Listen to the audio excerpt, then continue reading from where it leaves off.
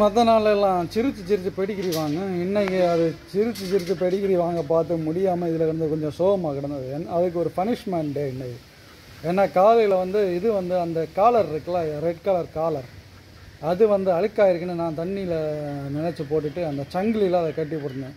சங்கிலி கழுத்தில் பிடிக்க விடான்னு கொஞ்சம் லூஸாக கட்டி வெளியே சாப்பாடு வச்சு கொடுத்தா அதை அத்துட்டு போய் ரோட்டில் எல்லாம் ஓடி சின்ன பசங்களெல்லாம் விரட்டி எனக்கு பக்கத்து வீட்டில் உள்ளவங்க ஃபோன் பண்ணி சொன்னாங்க. அங்கே வெளியே போய் பார்த்தா கொஞ்சம் சின்ன பசங்க போகிறாங்க. ஒரு பெரிய ஆள் சொல்கிறாரு, நாய் துரத்துனா ஓடக்கூடாதுன்னு.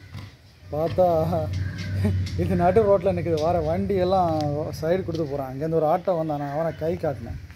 அவன் என்ன நினச்சானோ, இது கொஞ்சம் தள்ளி போச்சுனே, அந்த நாய் ஆட்டோக்காரன் என்ன நினச்சானோ இது தெரியல, வேன் பண்ணி இடிக்கிற மாதிரியே போனான். இது கழுத்தில் வேறு பெல்ட் இல்லாதனால அவன் இது தெரு நாய் நினச்சிட்டானே என்ன. அன்னை நாங்கள் போன ஒரு ஆட்டோக்காரன் இப்படி தான் ஒரு நாயை அது அது எப்படியும் போவோம், நம்ம போகலாம்னு போனதில் அதுக்கு காலில் இடிச்சிருச்சு. அந்த மாதிரியெல்லாம் இடி வாங்காமல் தப்பிச்சு வந்ததே இது பெரிய விஷயந்தான். ஆட்டோக்காரர்களெல்லாம் நாய்களுக்கு மேலே கொஞ்சம் இறக்கமாக இருந்தால் நல்லா இருக்கும். அவ்வளோதான். தூங்குடி. இன்னைக்கு உனக்கு 2 வேளை சாப்பாடு தந்தாச்சு, இன்னும் 1 வேளை சாப்பாடு பெடிகிரி கட்டு. Okay lucky.